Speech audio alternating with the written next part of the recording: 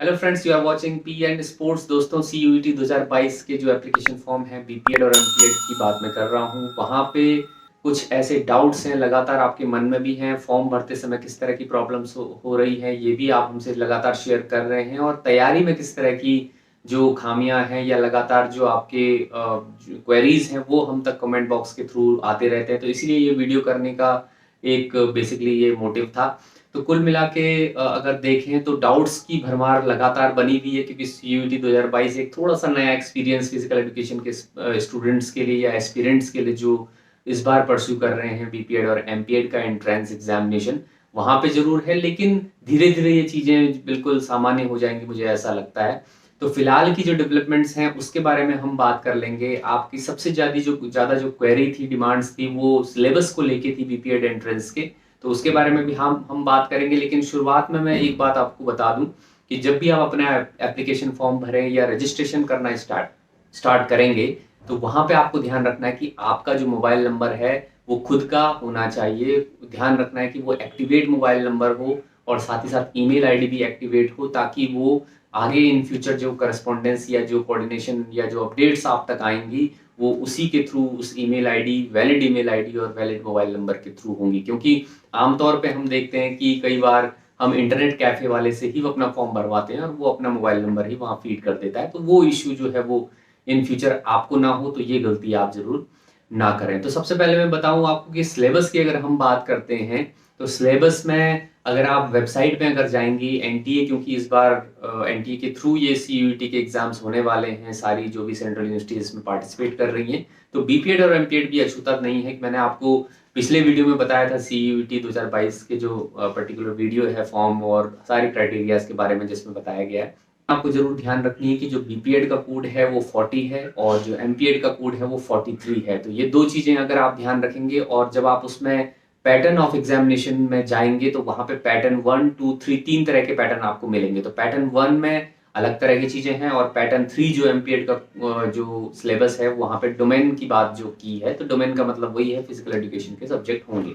तो वो उसका किस तरह से उन्होंने इलेबोरेट करके चीजें दी हैं वो मैं थोड़ा सा आपको बताता हूं। तो जब आप एनटीए की वेबसाइट पे जाएंगे, वहां पे आप होम पेज में जाके जब इन्फॉर्मेशन पे क्लिक करेंगे, तो इन्फॉर्मेशन पे क्लिक करने के बाद आपके पास वहां पे सिलेबस जो है वो खुलेगा। लेकिन मैं आपको ये बताऊं, क्योंकि इन्फॉर्मेशन बुलेटिन में अगर आप ध्यान देंगे 2022 के CUET के, तो उसमें ये लिखा है साफ तौर पे कि जो एंट्रेंस एग्जामिनेशन का सिलेबस है इट वुड बी डाउनलोडेड सून।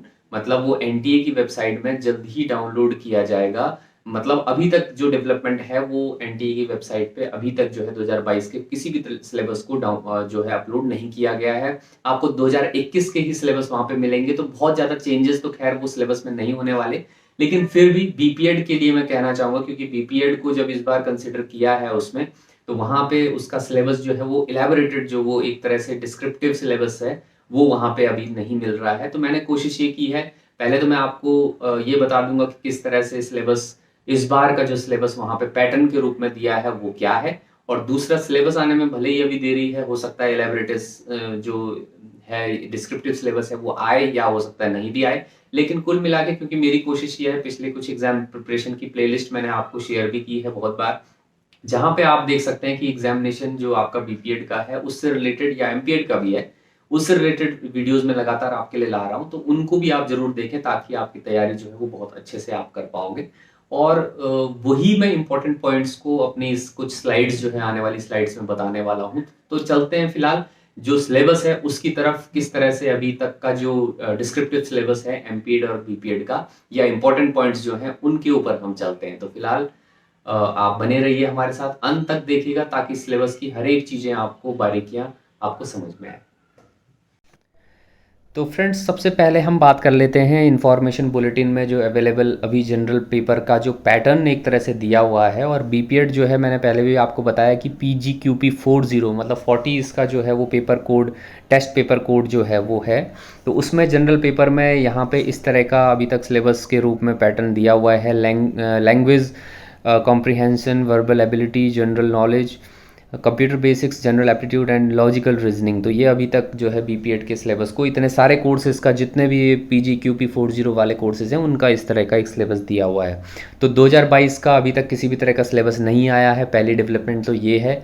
हो सकता है आने वाले समय में आएगा, जब भी आएगा हम आपको ज़रूर बताएंगे और ये एक सेपरेट वीडियो उसके लिए ज़रूर करेंगे और आपको तैयारी करने में आसानी भी होगी। लेकिन फ़िलहाल आप अपनी तैयारी को जारी रखिए। मैंने आपको पहले भी बताया कि हम एग्ज़ाम प्रिपरेशन से रिलेटेड मैं वीडियो लगातार अभी आपके लिए ही कर रहा हूँ। जो एंट्रेंस एग्जामिनेशन में क्वेश्चन आते हैं उन्हीं से रिलेटेड क्वेश्चंस को हम इस समय उसमें कंसीडर कर रहे हैं। जैसे मैंने अभी तक जो है कुछ मेज़रमेंट्स के वीडियोस बनाए हैं, जो कि मेज़रमेंट जो लगातार क्वेश्चन पेपर्स में पूछे जाते हैं, तो उनको आप ज़रूर नोट डाउन करके रखिए।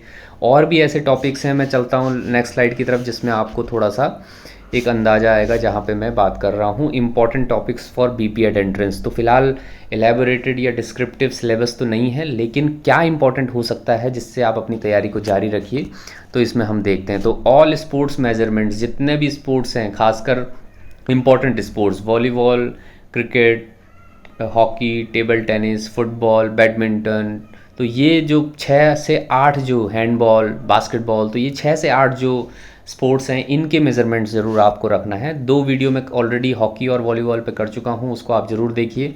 उससे आपको एक अंदाज़ा ज़रूर आएगा और फ़ायदा होगा आपकी जो प्रिपरेशन है उसको लगातार करने में। ऑल स्पोर्ट्स टर्मिनोलॉजीज़, जो अलग अलग स्पोर्ट्स हैं उनमें क्या क्या टर्मिनोलॉजीज़ यूज़ होती है। जैसे वॉलीबॉल में मैंने बताया था कि लिब्रो यूज़ होता है, तो बहुत सारे कई बार पूछा जाता है कि लिब्रोज जो है वो किससे रिलेटेड है। और भी ऐसी टर्मिनोलॉजीज़ हैं जो अलग अलग स्पोर्ट्स में यूज़ होती हैं, तो उनको भी आपको ध्यान रखना है। और उन प्लेलिस्ट को आप देखोगे एग्ज़ाम प्रिपरेशन की हमारे चैनल में, तो वो सारी चीज़ें आपको मिलेंगी। स्पोर्ट्स पर्सनैलिटीज़, नेशनल और इंटरनेशनल जो स्पोर्ट्स पर्सनालिटीज़ हैं उनके बारे में भी जिक्र हो सकता है। जैसे आपसे एक जनरल क्वेश्चन पूछा जा सकता है कि जो जीव मिल्खा सिंह हैं वो किस स्पोर्ट्स से एसोसिएट करते हैं, तो ये क्वेश्चन कई बार आ जाता है। या और भी चीज़ें हैं, पीटी उषा जो है वो किस स्पोर्ट्स से रिलेट करती हैं, तो इस तरह के पर्सनालिटीज़ के बारे में भी आपको जानना होगा, उसकी भी सेपरेट वीडियो हम करेंगे। स्पोर्ट्स अवार्ड का वीडियो जल्दी अपलोड हो जाएगा, उसको भी आपको ध्यान रखना है। जैसे अर्जुन अवार्ड, द्रोणाचार्य अवार्ड, जो खेल रत्न जो मिलता है ध्यानचंद के नाम से जो अब मिलने लगा है, तो वो इस तरह के अवार्ड्स के बारे में, उनकी प्राइज़ मनी के बारे में ये भी वीडियो हम जल्दी करेंगे, तो उसको भी आपको नोट डाउन करना है। ट्रॉफ़ीज़ एंड टूर्नामेंट्स को आपको रखना है, कौन कौन से ट्रॉफ़ीज़ होती हैं। जैसे उबेर कप है, थॉमस कप अभी अभी बैडमिंटन से एसोसिएटेड है, तो वो आपका कई बार क्वेश्चन पेपर में पूछा जाता है। बैटन कप है, बहुत सारे टूर्नामेंट्स हैं, तो ये सब भी आपको रखना है। Sports governing bodies and educational apex bodies, इसका वीडियो मैंने कर दिया है, तो उसको भी आप ज़रूर जाके देखो। और सारे जितने भी उनकी कब बना और वो किस लिए बना हुआ है ये ज़रूर देख लीजिए, क्योंकि स्पोर्ट्स गवर्निंग बॉडीज़ बहुत सारे आती हैं। जैसे हॉकी की FIH हो गई, फुटबॉल की फीफा हो गई, इंटरनेशनल लेवल में इंडिया में जो है हॉकी इंडिया है इंडिया की, या BCCI है क्रिकेट का, तो ये कब बना और कौन कौन सी जो है वो गवर्निंग बॉडीज़ हैं इंटरनेशनल और नेशनल, वो उस वीडियो में आपको मिल जाएंगी। एजुकेशनल अपेक्स बॉडी भी उसमें मिल जाती है, जैसे UGC, NCT, AICT, ये सब भी मिल जाता है, तो वो भी उसी वीडियो में आपको मिलेगा। हेल्थ एजुकेशन से रिलेटेड भी आप जो है अपनी पढ़ाई जारी रखो।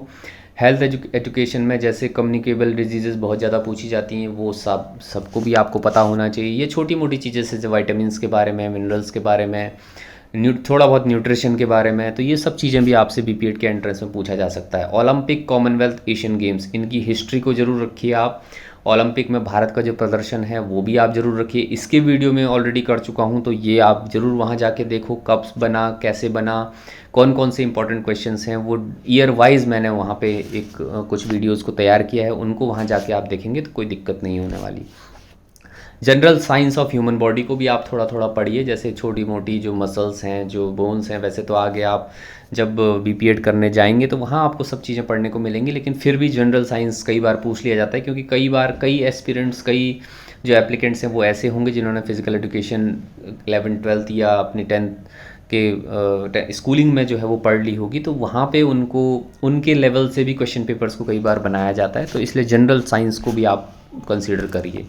टूर्नामेंट फिक्सचर्स, जैसे मैंने कई, इसका भी मैं वीडियो करूंगा, जहाँ पे टूर्नामेंट फिक्सचर्स का मतलब है कि किस तरह से टूर्नामेंट शुरू होने से पहले फिक्सचर बनाए जाते हैं, किस तरह के फिक्सचर्स होते हैं, उनके फॉर्मूला छोटे छोटे, बहुत ज़्यादा डीप नहीं जाना, लेकिन सुपरफिशियली आपको बीपीएड एंट्रेंस में ये पूछा जाएगा। जनरल अवेयरनेस, ये तो भाई पूरी तरह से आपको रखना ही है, चाहे वो एमपीएड हो, चाहे वो बीपीएड हो, स्पोर्ट्स हो या अदर हो, हर तरह से जो है वो कुछ भी पूछा जा सकता है, जनरल अवेयरनेस। तो उसके लिए आप पेपर पढ़ते रहिए, उसके लिए आप अपडेट रहिए, वही आपको जो है बेहतर आपकी तैयारी कर पा सकता है। बीपीएड में फ़िज़िकल फिटनेस टेस्ट की तैयारी भी आप करते रहिए, क्योंकि बहुत सारी चीज़ लोग हैं जो सिर्फ एंट्रेंस एग्जामिनेशन रिटन एग्ज़ाम की तैयारी कर रहे हैं, लेकिन बीपीएड फ़िज़िकल फिटनेस टेस्ट की तैयारी नहीं कर रहे हैं। तो फ़िज़िकल फिटनेस टेस्ट में आप अपने आप को फिट रखिए। आफ़र जो टेस्ट है, जो फिज़िकल फिटनेस टेस्ट होता है, जो आपको पता होगा, अगर आप इंटरनेट पे सर्च करेंगे तो ज़रूर उसको मिल जाएगा।